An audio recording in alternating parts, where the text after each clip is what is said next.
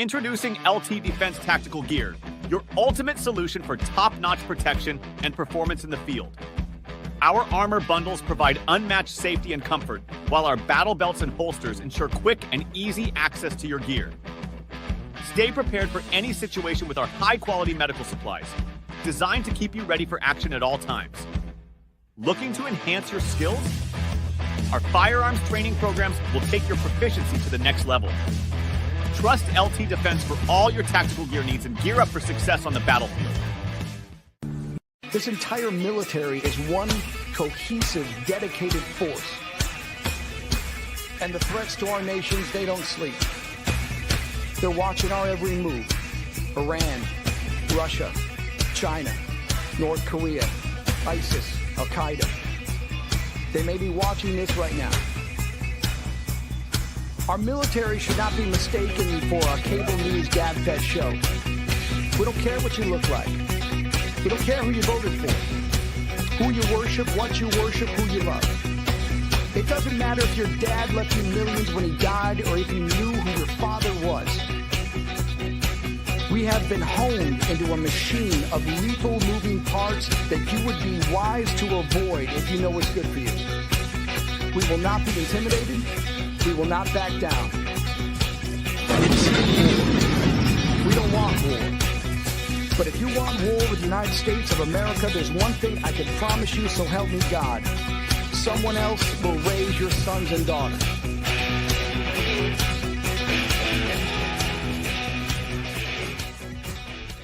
Military Broadcast Radio, the station that's giving veterans a voice. Find us on the web at mbradio.us. Military, I'm a certified financial social worker. I was in the Air Force for 14 years, and then I paid off $20,000 of debt while I was active duty within 3 years as an E3. So that's kind of like I got really into personal finance, and so I've been really passionate about that ever since. And that was 10, 12 years ago now. So since then, I became a social worker, and now I'm a certified financial social worker. So we kind of get into, dealing with finances, but then also kind of dealing with the psychology behind finances, like the mental side of things. So.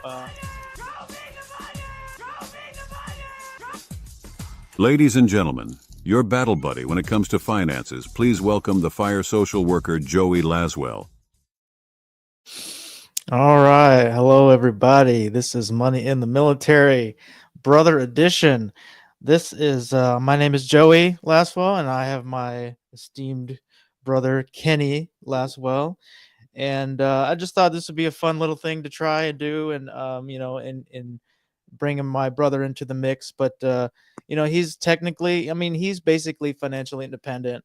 And I just wanted to highlight his story, maybe showcase what it's like to be retired military after 20 some odd years. And, just kind of talk about finances a little bit and share his story and what successes that he's had along the way. So, Mr. Kenny, or Kenny Wu, as you're affectionately known as, how are you doing? Doing well. Thanks for having me. Yeah, man. Of course. Got to keep it in the family. So since the audience doesn't really know much about you, you don't have really any social media presence. You're like a ghost out there.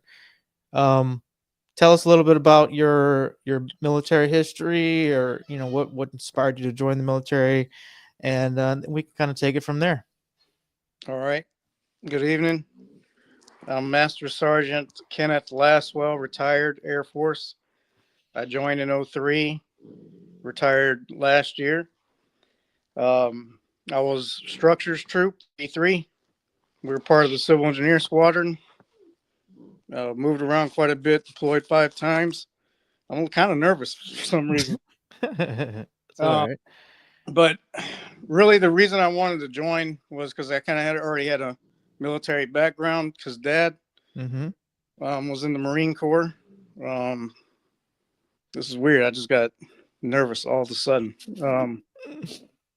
But at the time, my fiance was pregnant, and really wasn't doing much. So I saw an opportunity to kind of jump into something, not really knowing what I was getting into, but it turned out to be the best decision I've ever made. Nice. Yeah. I mean, I've seen it firsthand, the transformation and everything that is done for you. And I mean, I've already mentioned it in previous episodes, but you were the inspiration for me to join the Air Force, because I saw everything that it had done for you. And I was like, well, Kenny's doing really well. I should do the same thing.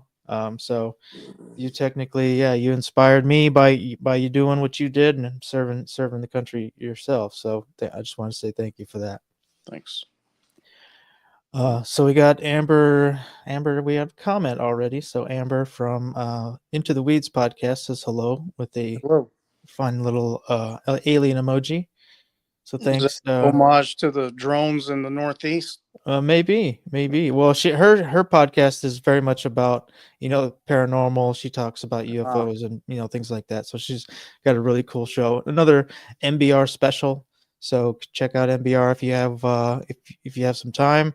Got some very interesting and various content out there for all your consumption needs. So a little plug for MBR. I wouldn't be here without you guys. So thank you, MBR. All right, so yeah, you joined 2003. Wanted a better life. How was that early period of time for you in the Air Force was like a E2, E3, or how did that work out for you? Yeah, so I signed up for 6. So that was automatically E3 once I graduated tech school. It was kind of weird because because I wore the A1C. I wore, the 2 stripes all through tech school, but I didn't get paid that until I actually graduated. I think that's how it worked. I don't remember, but it was something like that. Or maybe it was upon graduation of basic. I can't remember. Yeah, that sounds about right. But yeah, I mean, early on, we had 3 young kids living in base housing at Luke Air Force Base.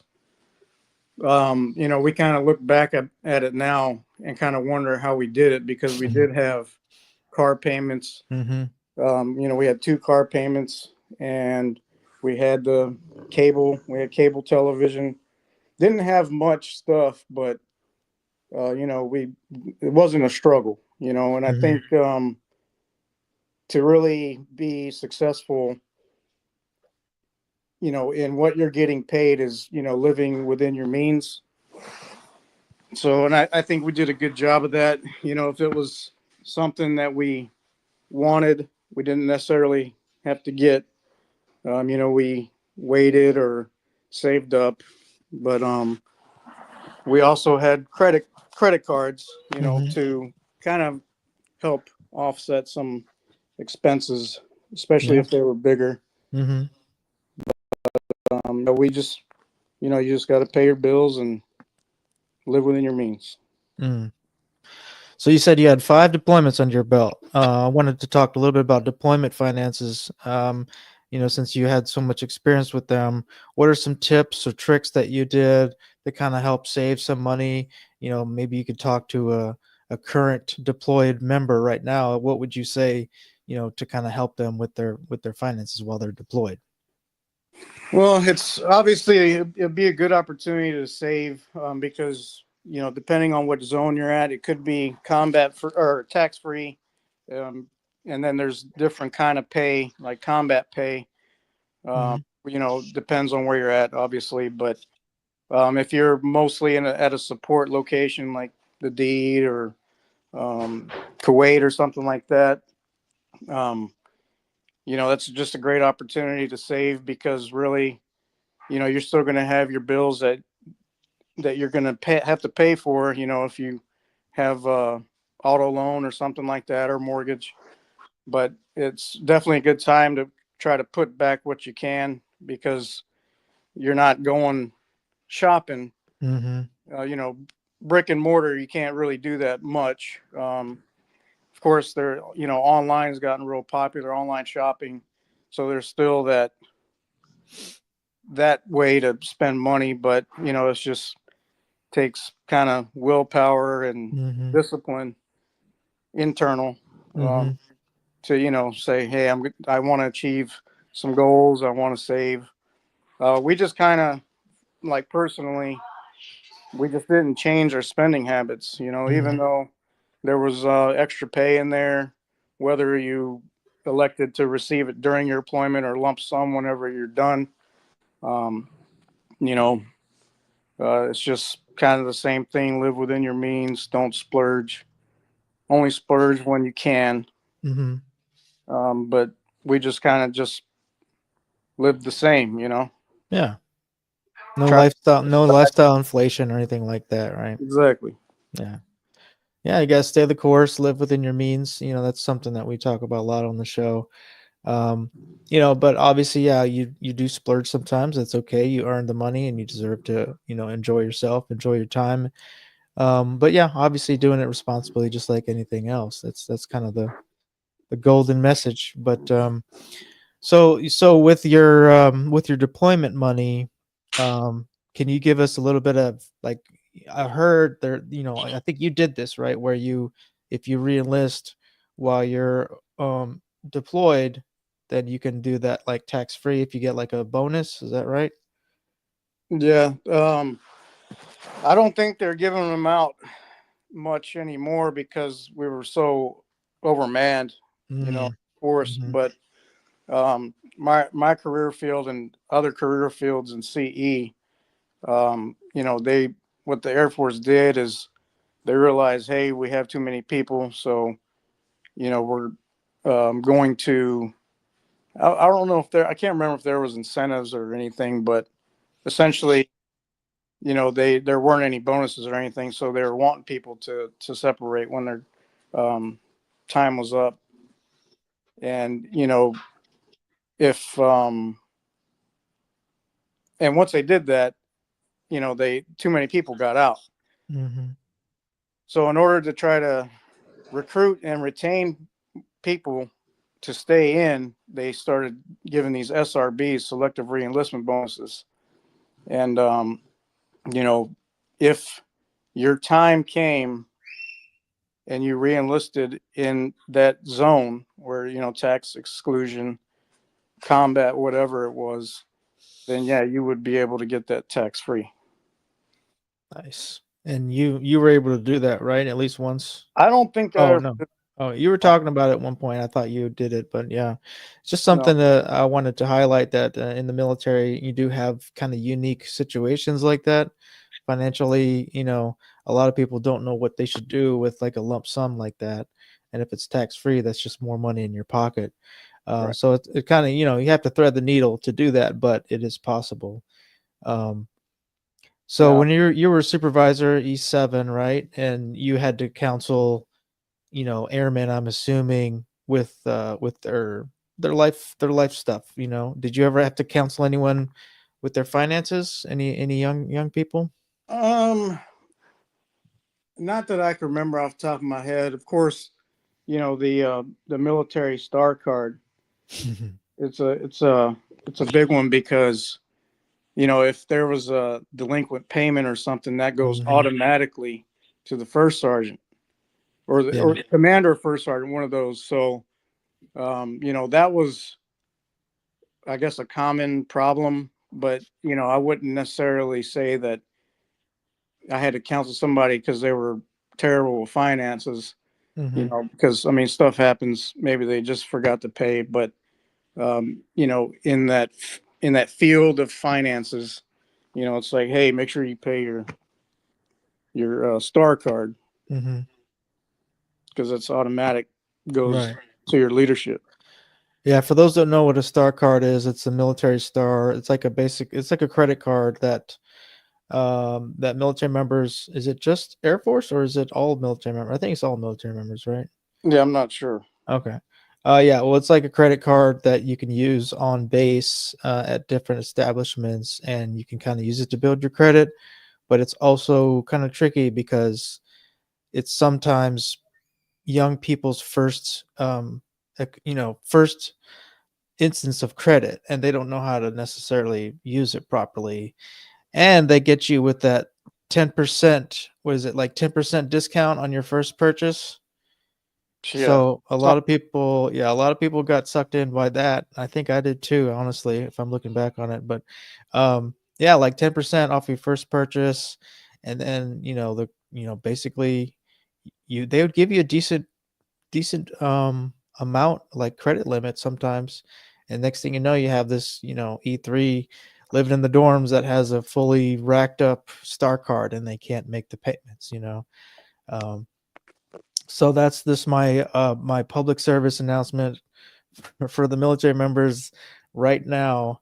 If you have a Star card, use it cautiously, please, because like Kenny said, if you start messing up with your Star card, then your chain of command is going to know about it, and you will have to pay that back.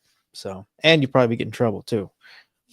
All right, well, I wanted to kind of talk to you a little bit. Maybe, well, see, I think we actually have to do a little bit of a commercial break.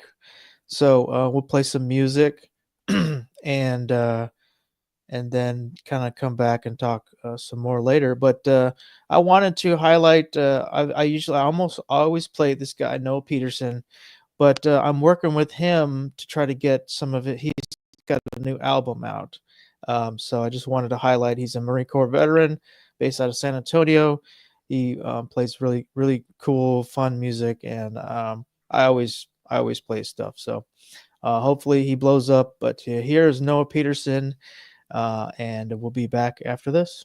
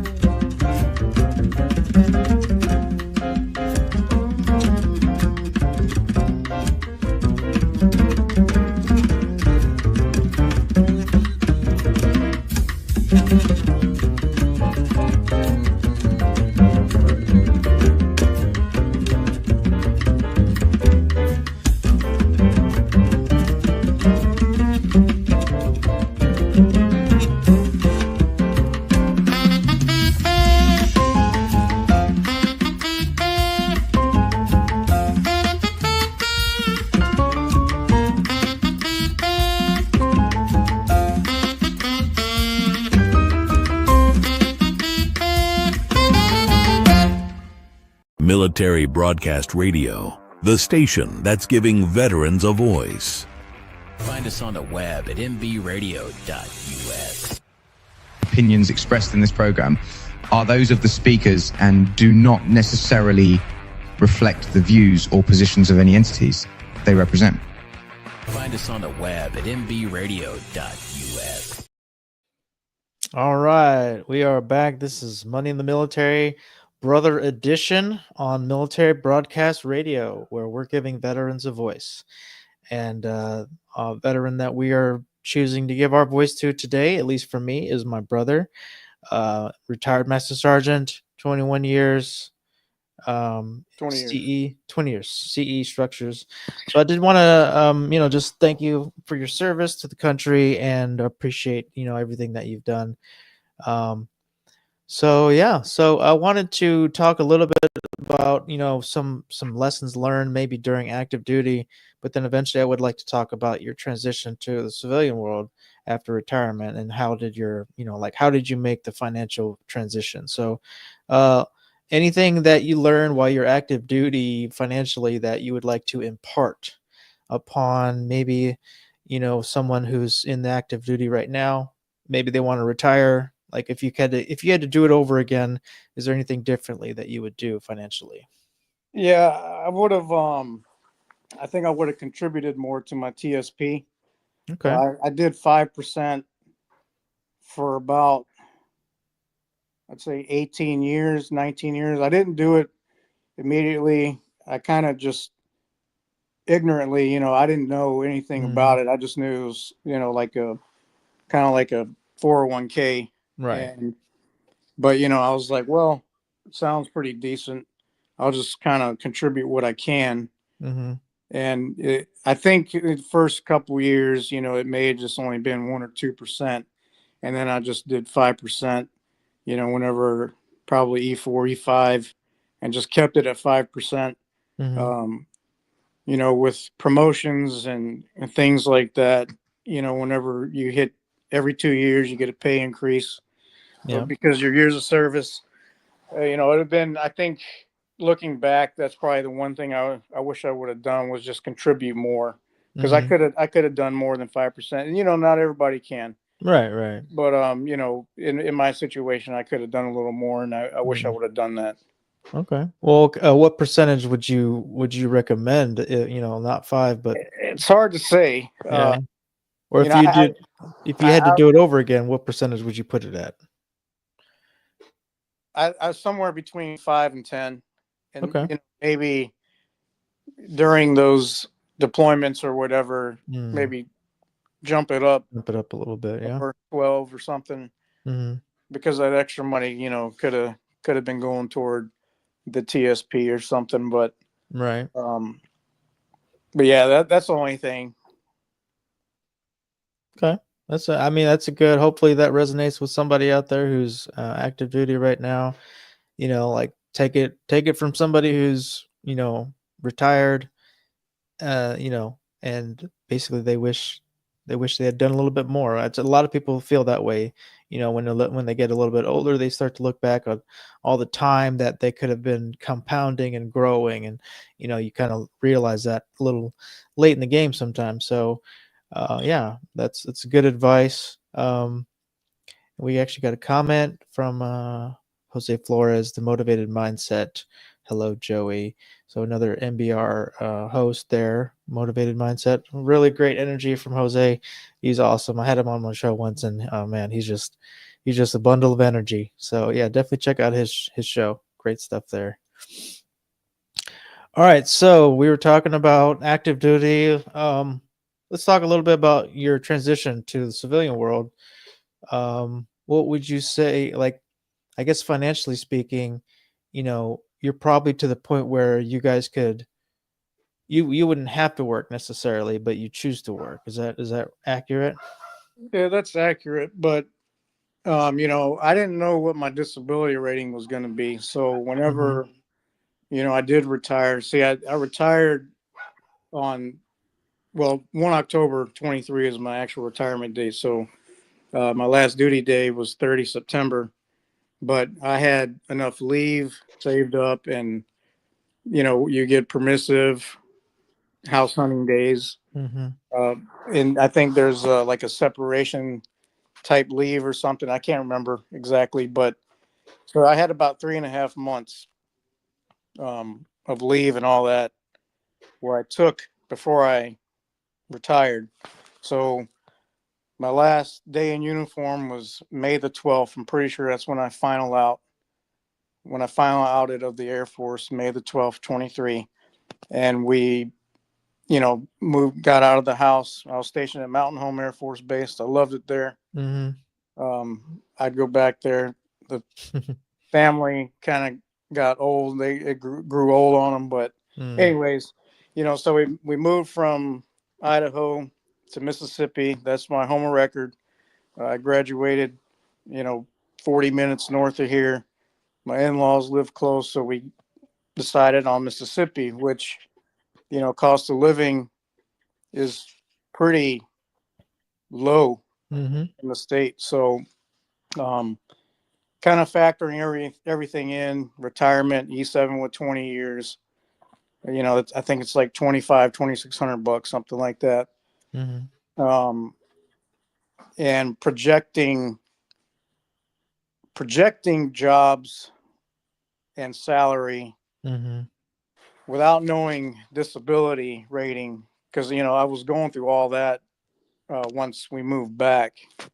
It actually started when I was in Idaho, but you don't get the actual rating for after you retired. Right.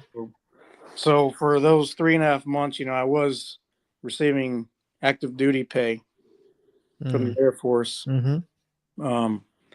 But yeah, during that time, we're trying to figure out, what we're going to do. We essentially kind of set the blueprint of finances on retirement and a soft projection annual salary based on what was available around here. Right. I have my CCAF, but I'm still working on a bachelor's degree. So kind of job searching, doing some figuring, we were kind of looking at 30 to 40,000 a year, and based off those numbers plus retirement, we kind of made a decision. We bought a house. We actually we bought a camper, financed a camper, and we lived in that camper for a couple months on my in-laws' property while we were trying to figure out where we were going to live. So we didn't incorporate any kind of disability. It was all up in the air at that point. So we bought a house based off the retirement, which was 100%. We knew that was going to come in, and a projected annual salary with both of us working. Yeah. And that's where, we found the house that we live in now. Of course, interest rates were pretty high at that time, but, it was just within our means. So I'm probably going to say that a lot, but, we purchased a house that was going to be within our means, which was retirement pay, right, and projected annual salary. But then whenever I got the disability rating, I got 100%. And that was, so it's just kind of extra. Yeah. Yeah. So it's, we could afford more, but, just functionality, I guess, if you will. Yeah. A modest house that fits your needs, but it's not anything more than you need, which is a really smart decision. And, you had mentioned living in a camper for a couple of months. I wanted to highlight the post-retirement or post-separation transition period and how delicate of a dance that can be sometimes financially. Was there anything that you guys did during the transition period, or any advice that you would give to somebody who's maybe soon to retire, soon to transition out? Any kind of good advice you got? Just try to find stuff that you can afford. Yeah. The camper, we did think we were expecting to live in the camper a little longer than we did, but the winter came. The winter was coming, and our youngest daughter, Naomi, she was staying at the in-laws' house, which we're staying in their backyard essentially, but there was that separation that we didn't like. Mm-hmm. So, we kind of, I wouldn't say rushed. Sometimes I feel like we rushed into the house, but yeah, I mean, the only advice just would be, really look at your finances, know what you could afford, and live that way.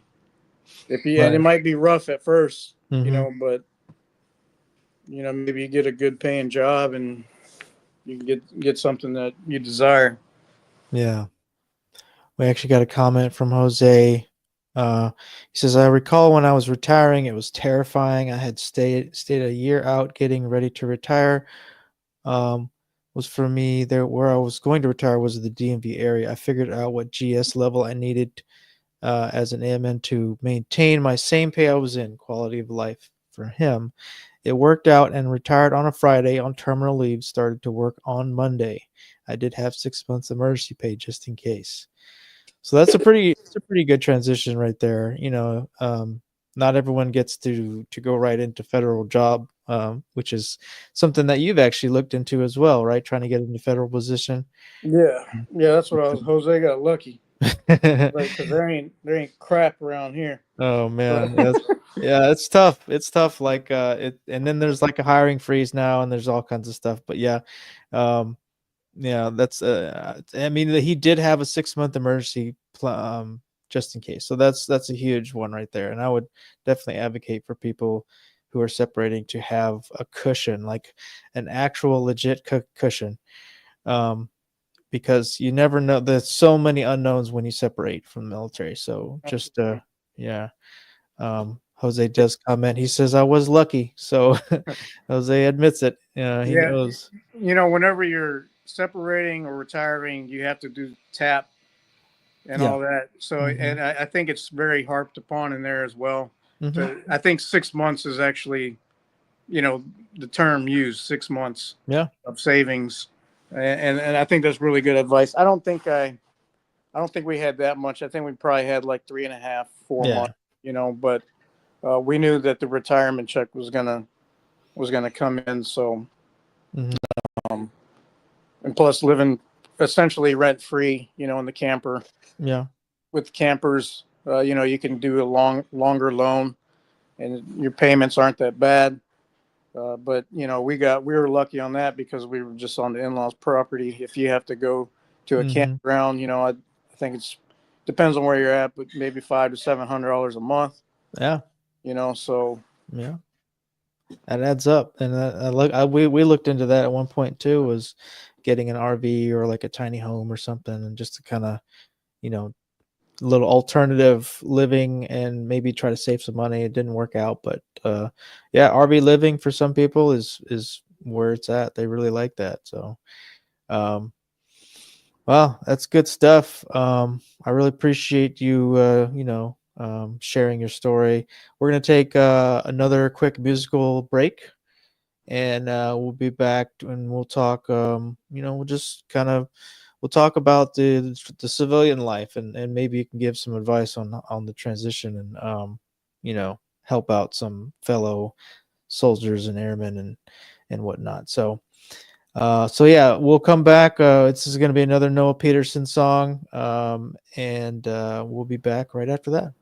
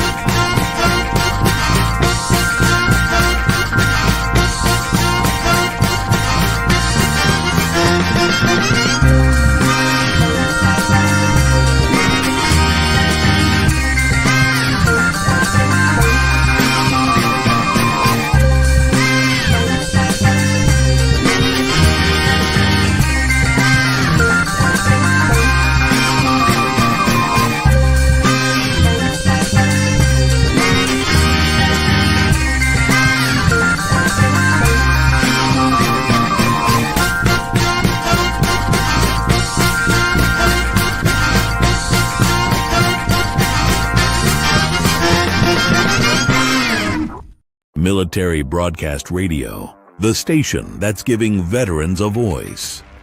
Find us on the web at mbradio.us. Opinions expressed in this program are those of the speakers and do not necessarily reflect the views or positions of any entities they represent. Find us on the web at mbradio.us. All right. Hello, everyone. We are back. This is Money in the Military, Brother Edition. We got Kenny Wu Laswell. I'm sure there's a story behind the Kenny Wu nickname. A lot of people know you as Kenny Wu, and they only know you as Kenny Wu. Well, can you give us a little brief recap on where the Kenny Wu came from? Just a nickname in school. There's obvious some Asianness in my face. And I didn't notice. Corinth High School, there weren't too many Asians. Fair enough, yeah. But you were also a big Wu-Tang fan at the time too, right? Wasn't that an influence? I don't know. No, not really. It was just the name Kenny Wu. I guess it flowed well off the tongue, and it just kind of stuck. I used it probably like the first year of operational Air Force, at Luke. I used it, and then I guess I kind of just grew up and was like, grew out of it. I'm not Kenny Wu anymore. Right. Well, yeah, I mean that my nickname from high school was Joe Cat, and there are still some people that might think of me as Joe Cat, which is fine, but not really my first choice of nicknames, but it was an endearing nickname, I guess. But I do love cats, so there is that. That was unintended, but it wasn't why I was Joe Cat. Anyways, so yeah, just a little backstory about the Laswell brothers. I did want to talk or ask a little bit about your, we talked a little bit about your transition. Now you're a civilian, you're just a full-on civilian. Is there any lessons or anything that you've learned going from active duty to civilian life as far as finances go? Was there any good lessons that you learned in that process, or what you would, help? How would you help someone else that's going through a similar situation? I would just say, make sure you have money saved up, because you never know what can happen.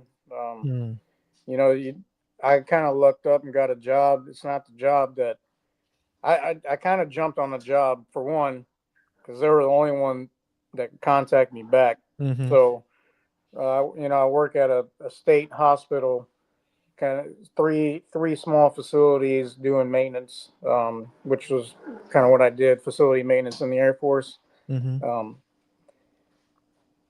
But, if I was really wanting to be picky about where I wanted to work, then, we would have had to live off those emergency funds, as Jose said. Pretty much savings until either I had to just, chew on whatever I had to get, or have the spouse work and, live off her income. But then that probably dictate, we can't purchase a home yet. We're gonna have to live in the camper, the travel trailer, things like that. But yeah, I don't know. I just have money saved up, because you don't know if you're gonna have steady income. Yeah, absolutely, and that's where I'm hoping that transitioning service members will take heed of this. Like, if you're gonna separate, like a year out at least, start getting your finances in order, because it's a tall order. You're losing your health care, you're losing housing, you're losing food allowance, there's so much that goes into what you're losing, and a lot of times you don't even realize you're losing it until you have to actually pay for it. And you're lucky enough you don't have to pay for health insurance, but I do, and I've talked about it in previous episodes, that health insurance on the civilian side, it's not cheap, and it's definitely not free. So you got to factor that into your financial picture, Oh yeah.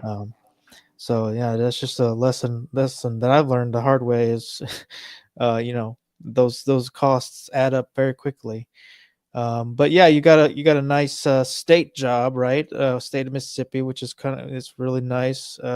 Good, good solid foundation. So you're gonna try to work there for a few years, get vested, and then retire from there, probably.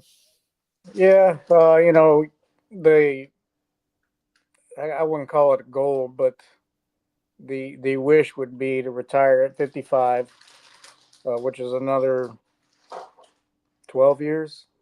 Mm-hmm. Yeah, 11. How old am I? Yeah, 43. Yeah. 43. Yeah. So I've been there for, like I said, they were the only ones that call me back, and so I've been working there since August of 2023. There's Allison, and so I've been there for a year and 4 months roughly. Mm-hmm. So I told my supervisor, I said, I'll give you 6 months. I'll promise you 6 months of employment. I'll stay here for 6 months, Mm-hmm. but I am going to be looking because I really wanted to go federal. Mm-hmm. But the federal job market around here is very, very thin in Tupelo.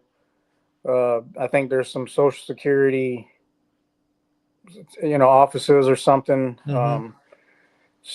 Department of Treasury. I think there was a few, positions there. But Columbus Air Force Base, small pilot training base. Mm-hmm.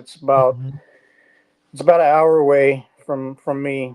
I was looking hard at Columbus, and the Natchez Trace is a federal highway that runs through Mississippi, and the federal land Mm-hmm. it's Department of Interior, and there were some job openings there where I applied. I used veterans preference, things Mm-hmm. like that. But that the problem, and this is just an assumption, but um, it was doing maintenance, and I Mm-hmm. was like, essentially, I'm in my mind, I'm like, I'm a shoe in for this job, right? Mm-hmm. I did this for 20 years, active duty, Air Force. I'm a shoe in. Mm-hmm. So I never got selected. The same job opened again, and I applied and didn't get selected. So I think what it is, it's a good old boy. It's assumption, right? Mm-hmm. But whenever you're in small town, Yeah. that's the only thing I could chalk it up to. Mm-hmm. So I went after that. Then I went after some positions in Columbus. Didn't get hired on. Maybe it was the resume. I don't know. It could have been, Mm-hmm. but just being retired master sergeant, I kind of expected to be able to get a federal job pretty easy. Mm-hmm. Not because I was retired master sergeant, but usually master sergeant, you have some years of Yeah. experience Mm-hmm. at the tactical level. Then you have some supervisory experience. Mm-hmm. Then you have some management experience. So I thought I would get a federal job pretty quick. Mm-hmm. And when that didn't happen, 6 months goes by. My current job, I told Matt, hey, 6 months, but here's month 7, month 8. Mm-hmm. It didn't look promising. So at some point, I just said, you know what, I'm done. I'm not going to try to go federal. Mm-hmm. I've got about a year here. If I just do 7 more years, I'll be vested employee, and that's where I could receive benefits, monetary benefits. Right. So yeah, that was I think that's what I'm going to do. Mm-hmm. Yeah. So retired at 55. That's early retirement. You're still going to be gainfully employed for the next few years.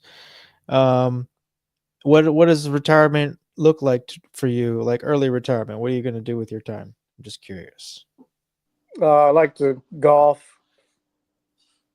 fish. You're talking about when I retire? Yeah. Yeah. When you early retire, at 55, Yeah. what's your game plan? Just hang out, drink some Good. cold beers. All right. Yeah, that's living the life. We actually got a few comments coming in. Jose followed up. For me, the hardest part of getting a government job is being selected. understand how USA Jobs works, and how to make sure your application stands out. In my case, I had top secret clearance, and that's got me in the door. The rest was up to me and how to interview. This is the key to get the job and know how to sell yourself and why you are the best person for that job. And that's something they cover in TAP a little bit, or TAPS. Like the transition, job interview prep, and things like that. But the federal hiring is a beast. It's just there's no way around it. So, yeah, Jose also comments that there are some remote government jobs that you can look into to get your foot in the door. Yeah. That'd be nice.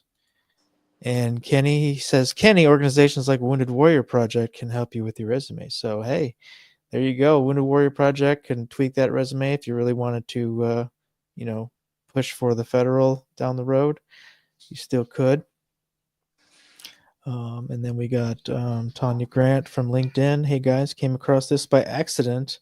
Let me know how I can stay in the loop. Cool show. All right. Well, thanks for the shout out, Tanya. It's good brother chemistry we got going on here. But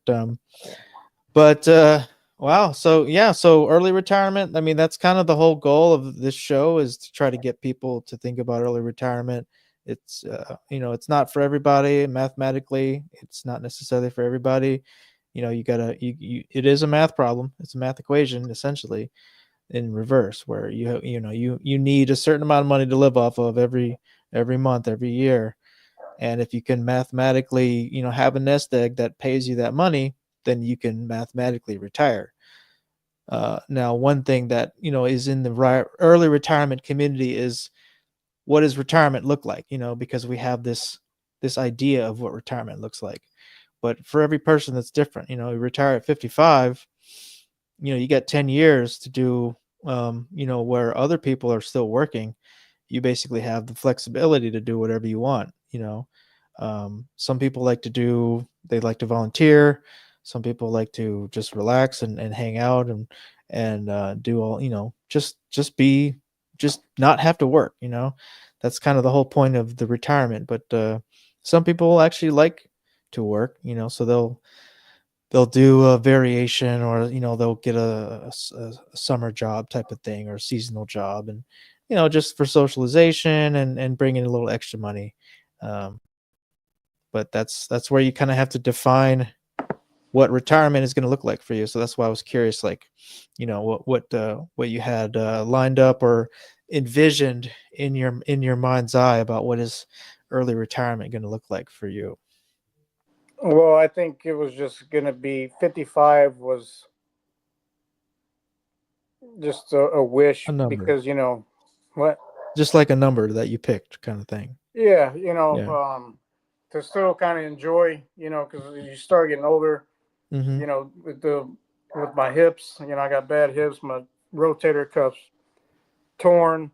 Mm. So, like, these are things that, when a retirement, like when I say golf and fish, things that I hope I can still do at 55. Right. There's no problem now. Yeah, their pain flares up and stuff like that. But, if I wait any older than that, then, there might not be the opportunity to do those things. So 55, I think, is just the age where you could still go out and be active and enjoy things. And I think by 55, just financially, it'd be doable. We still have Naomi at home. She'll be 13 in March. Just kind of going off historical patterns from the other kids. Mm-hmm. She'll probably be gone at between 18 and 20 or something. They'll put me at 51, 52. Mm-hmm. And you'll be an empty nester. What's that? You'll be an empty nester. Yeah, be an empty nester, and by 55, maybe we'll be able to put more away, because maybe she'll be financially on her own. Mm-hmm. Which the kids are pretty much there. We still help Brianna out. Yeah, we help Callie out with the car, but they still receive help. But for the most part, they're financially straight, Yeah. or Sounds like you. financially doing it. I'll say Yeah. that. I wouldn't say Okay. straight. Financially doing it. Well, like that's the tricky part of raising kids, is that you want them to be self-sufficient, but you don't want to just cut them off completely. So it sounds like you're finding that balance yourself. So that's awesome. I really, this has been a great conversation. I really hope somebody took some things from this. Um, got some great comments from Jose, and I was going to ask you something. Oh, so going off of the early retirement conversation kind of thing, but like, let's say you win the lottery and you literally don't need any money. Like, what are you going to put your money into? What are you going to do with your time? Well, I've never really done. Well, I haven't. I haven't done. Um, what is that? Mm-hmm. Investments. I haven't. The TSP kind of does that, depending on which index fund you put it in or Yeah. whatever. Mm-hmm. But as far as like actually playing investment The person, stock market. Yeah. yeah, I've never done that. That's probably something I might look into, obviously through probably like a Edward Jones or something like that, Mm-hmm. because I don't think I have the interesting being interested enough factor to do Mm-hmm. that, and it would probably be more like a hobby. I wouldn't really try to base future finances off that, but Mm-hmm. it's probably something I would dabble in a little. What was your question? What would you do, like, if you didn't have to work completely? You had all this money in the world. Like, what would you do Oh with your yeah, yeah, time? yeah.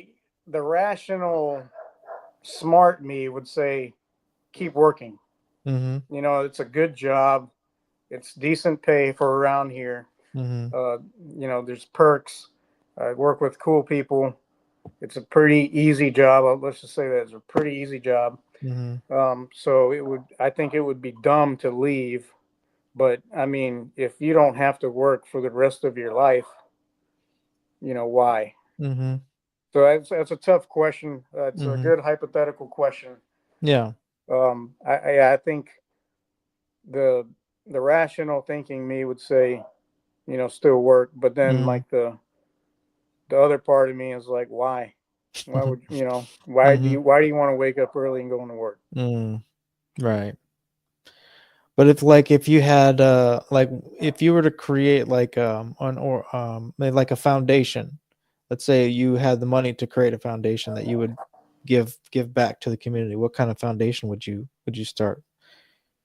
It would probably be for veterans. Mm-hmm. Um, just through generations, we've known, or we've been a part of that. Mm-hmm. Uncle Tim served too, so there's just it would be toward veterans. Something to maybe improve the Mm-hmm. community some way. Yeah. But veterans, because there's a lot of veterans around here. Yeah. Um, Mm-hmm. so yeah, it would be definitely something to do with veterans. Nice. Okay.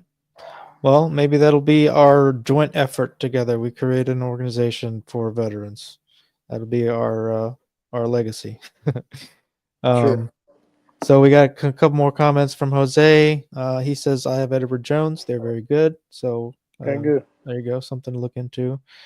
And Jose also says, "Kenny, thank you for sharing. Great meeting you." Yeah, same Uh, to you, Jose. yeah, Jose's good people, and I think he's just a bundle of energy. Even on the chats, he's all over the place. But I love it. Thanks, Jose. I really appreciate it. But it looks like the clock is ticking. We've got just a few more minutes left.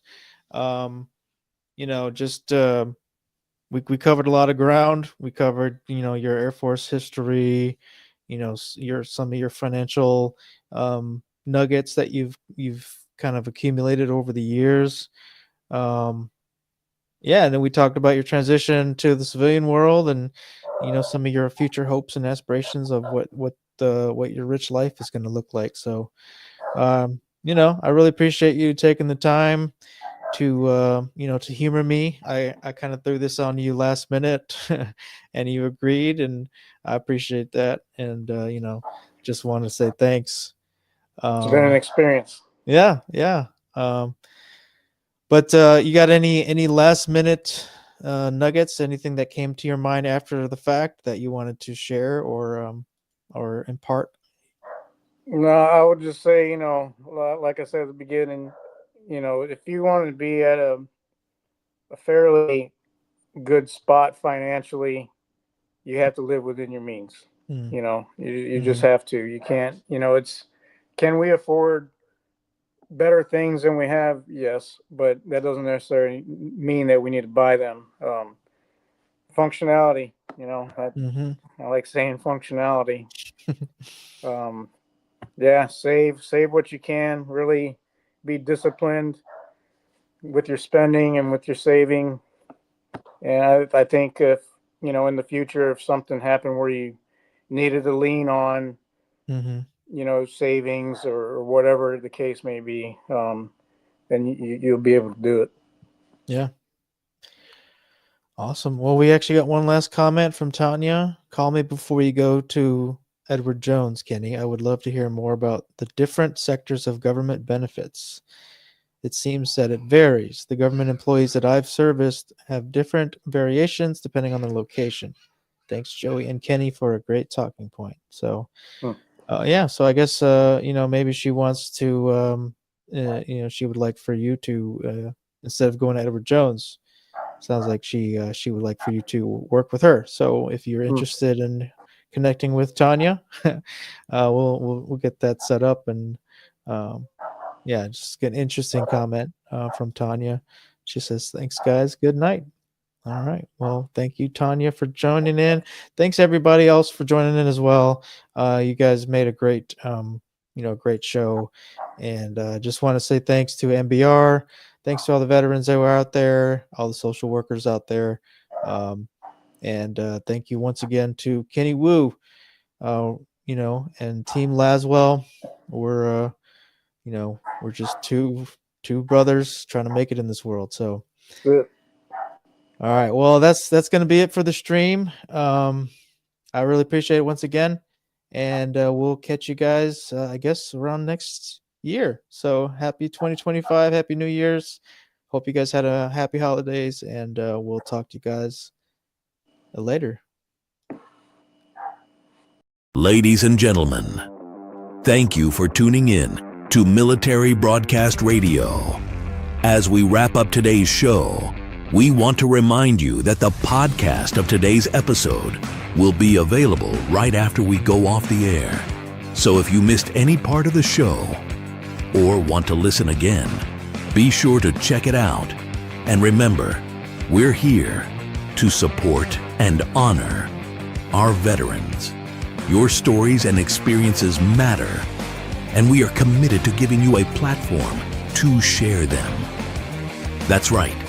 We're here to give our veterans a voice. So don't forget to catch the podcast and stay connected with us. Giving our veterans a voice.